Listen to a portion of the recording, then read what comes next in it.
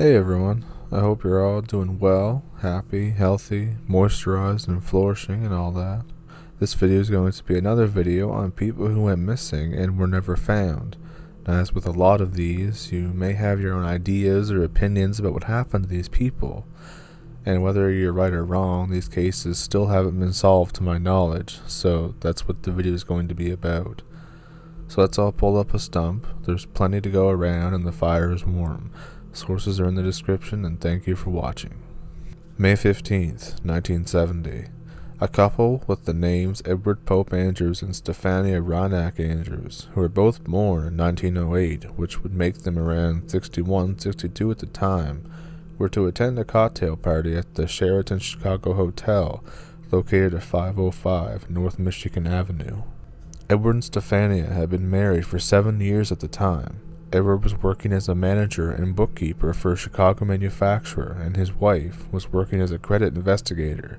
By this point in their lives, they were talking about retirement, and they were likely looking forward to retirement as most people would at that age. The couple lived in Arlington Heights at the time, which is a municipality in Illinois. The husband and wife were considered to be a conscientious couple, and were not the type to leave suddenly and or disappear without telling someone where they were headed and when they would be back. It said that the couple were enjoying themselves and drinking. This party was sponsored by the Women's Auxiliary of the Beverage Institute, of which Stephania was a member. Edward had noted that he felt ill at some point in the evening. May 15th, 1970, 9:30 p.m. A valet and manager of the hotel see Edward staggering toward his car. The Andrews' vehicle was a black and yellow 1969 Oldsmobile sports coupe with Illinois license plates. Appearing to be intoxicated, the valet sees Edward sideswipe a door and Stephania crying in the passenger seat. The Oldsmobile exited the garage and onto the lower deck of Michigan Avenue, where he drove off. He drove south in the northbound lanes toward the Michigan Avenue Bridge and Wacker Drive. This is the last reported sighting of Edward and Stephania. Why was Stephania crying? Why was Edward driving drunk? Was he drunk or was he in need of medical attention? Had he driven drunk before? Why did they leave the party early and seemingly in a rush? The next day, however, Edward and Stephania did not show up to a dinner party that they were supposed to attend. Neither of them turned up on Monday morning to their jobs. They were reported missing that day. When police showed up to their home, they found newspapers and mail that were untouched. A neighbor had a spare key and gave them entry, and they found nothing out of the ordinary. An investigation led to the theory that Edward had been drunk, attempted a U-turn, and ended up in the Chicago River through an area that had no guardrail and drowned. Divers in the following months, along with other equipment, searched the area and the river and found no trace of a vehicle. In the following days and months, co-workers of Edward said that he appeared to be ill during the day of the party around lunchtime. People who attended the party repeated the same detail, that he looked to be ill. Edward had apparently told Stephania that he was hungry and he wanted to leave to get something to eat. As far as I could find, there were no reasons as to why she would have been crying, unless she was crying after he had sideswiped the door. Robbery was ruled out as they did not have much on them that night, and no money was taken or added to their accounts, nor had their credit cards been used or tampered with. 1971. More searches of the Chicago River and adjacent areas of Lake Michigan take place, and are carried out with sonar equipment. After once again finding nothing, the technician says he was 95% sure that the car was not there. 1973. An Arlington Heights detective speculates that a barge may have crushed the car and pushed it into the lake or down into the river bottom. 1974. A tip leads police to carrying out an underwater search in the harbor near the Navy Pier. No evidence was found once again. 1975. A psychic becomes involved and states that the couple had been murdered on Chicago's south side. 1976. Another psychic claims that the Andrews were murdered and their bodies and car were submerged in a lake. 1978. The couple are declared officially dead. 1994. A tipster tells police that the couple had been murdered and then submerged in with their car. in a Green Oaks, Illinois pond. Police search the pond and do not find the car. But if I recall, they found like a shape or something heavy that was way down in the muck, but they obviously didn't have enough proof to really investigate what was going on there. Anyways, what do you think happened to Edward and Stephania Andrews? Was it as simple as they tried to do a U-turn and went off the road? Were they murdered? Did he try to go to eat and get into an altercation with somebody, and then their bodies and car were put into the lake? Why did this happen? The sources are in the description that I used for this. This case is referred to as the Fort Worth Trio. The very simple and short version of the story is that 3 girls went to the Seminary South Shopping Center in Fort Worth, Texas to do some Christmas shopping, and they were never seen again. However, there are many more layers than that, so let's try to get through some of them. The 3 girls were Rachel Trillica, 17, Renee Wilson, 14, and Julie Ann Mosley, 9. Rachel Trillica, whose right name was Mary, was 17 and was the driver of the vehicle, which was a 1972 Oldsmobile 98. Rachel was also married at the time of her disappearance and was attending high school at Southwest High School, which was also in Fort Worth. She had been married for about 6 months at the time and wore a wedding ring the day they went missing. Renee Wilson, whose right name was Lisa, was 14 at the time of the disappearance. The morning of December 23, 1974, the same day as the vanishing, Renee was given a promise ring that morning by her boyfriend Terry. Originally, Terry was going to go with Renee to the shopping mall because Renee was going to pick up a pair of jeans that she had on layaway along the way. Terry realized that a friend of his was having an operation on the same day and he had promised to hang out with him, and he didn't want to renege on that. The youngest of the 3, Julie Ann Mosley, was only 9 at the time. She was the younger sister of Terry and wanted to go because otherwise she would be alone at the house. The father of the family was not in the picture, and the mother was having to work that day. Originally, Julie was not allowed to go as she was only 9, and the girls didn't really want her to either. She got her mother on the phone, and after begging, the mother relented, and she was allowed to go, on the condition that she would be home by 6.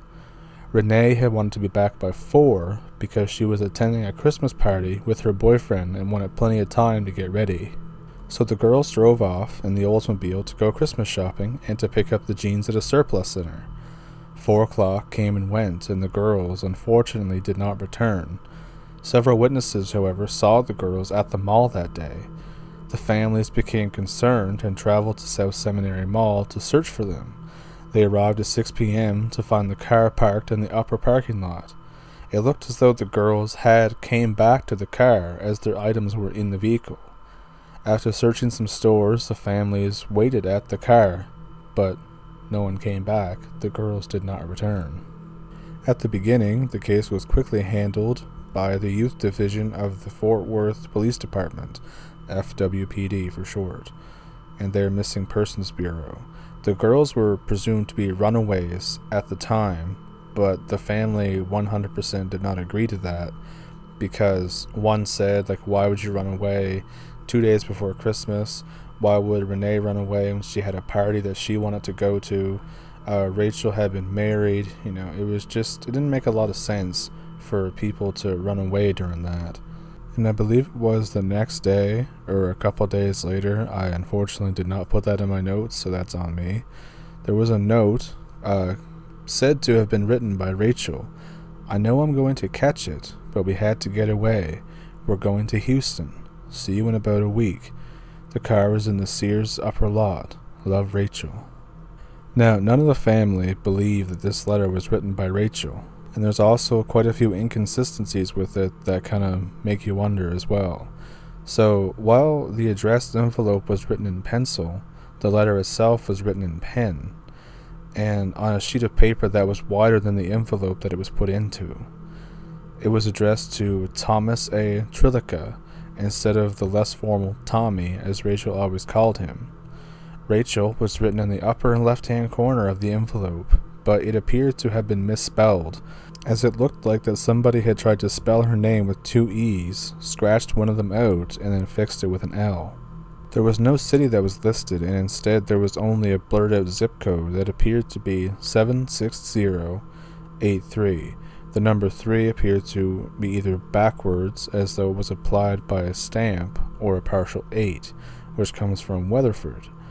During subsequent decades, handwriting experts across the nation, including those from the FBI, have come up with inconclusive results when analyzing the letter. And as aforementioned, the families did not believe that the letter was written by Rachel, nor that the girls had run away at all.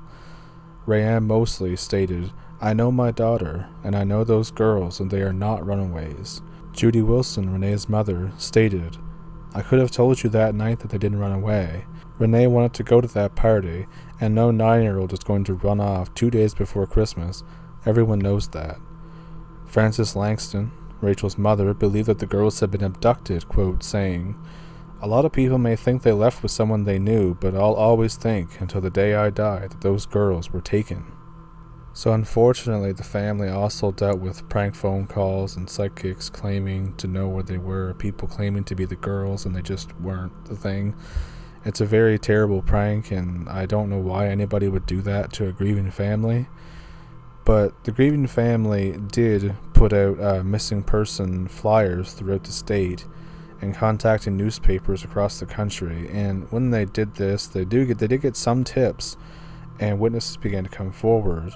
In early 1975, a young man claiming to be an acquaintance of Rachel's stepped forward and claimed that he saw the girls in a record store inside the mall. So that corroborates the fact that they did indeed go inside the mall. And there were other accounts of somebody either being with the girls or being near the girls, but unfortunately nothing ever came from that. So because of the lack of progress and answers, the family grew frustrated with the police investigation and decided to hire a private detective named John Swaim.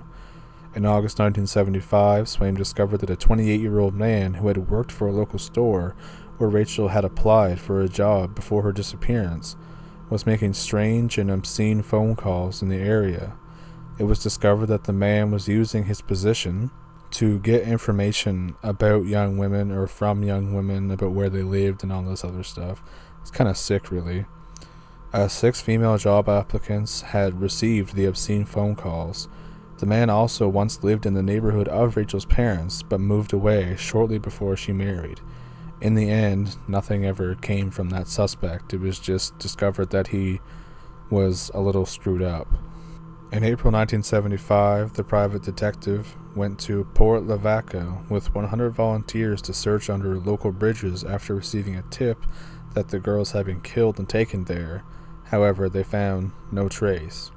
A year later, though, 3 skeletons were found in Brazoria County by an oil drilling crew. Swaim checked the bones against x-rays and dental records of the girls, but it turned out that the bones belonged to a teenage boy 15 to 17 years of age, and 2 other females who were not related to the case. A year later, in 1976, a psychic called one of the families and told them that the girls could be found near an oil well, but there was, again, nothing found. In 1979, the private investigator died following a drug overdose. His death was ruled a suicide. Upon his death, he ordered that all of his files on the case to be destroyed. In the spring of 1981, police investigators were called to a location in Brazoria County after human remains had been found in a swampy area, but again, nothing was found. In January of 2001, the case was reopened and assigned to a homicide detective who believes that the girls left the mall with someone they trusted. Quote, "We can say that they were at one point seen with one individual, but we believe that there was more than one involved. In 2018, 2 cars were raised from Benbrook Lake because they were thought to have a connection to the case. These efforts, however, once again yielded no results." And obviously the families have gone through a serious amount of heartache and despair during the years since then. But I guess one good thing is that Rachel and Rachel's brother's mother, Fran Langston, who puts out 3 angels on her front lawn every year around Christmas time, and I'll post a picture of those here now. If still alive, the girls would be 61, 58, and 53 today. If you have any information on the disappearance of these 3 girls, or you have any tips or whatever, then you can call the Fort Worth Police Department at 817-469-8477. And this might be a shorter video this week, but I have some other stuff going on, so I guess the length of the video kind of gets cut short because of that. But either way, I hope you enjoyed watching the video, and I hope that maybe you'll enjoy it enough to subscribe or like the video. But either way is good. If you want to support the channel, there are links in the description, and all the links that I used for sources here will be in the description as well. Thank you for pulling up a stump with me, and thank you for watching.